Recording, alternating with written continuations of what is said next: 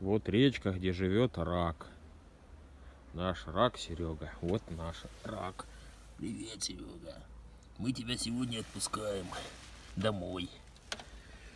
Помаши нам ручкой на свидание, помаши. Пока. Пока, Ева и Платон. Беги к себе домой. Беги. Пока. Буль. Все, помахал и поплыл рак. Спасибо. До новых встреч.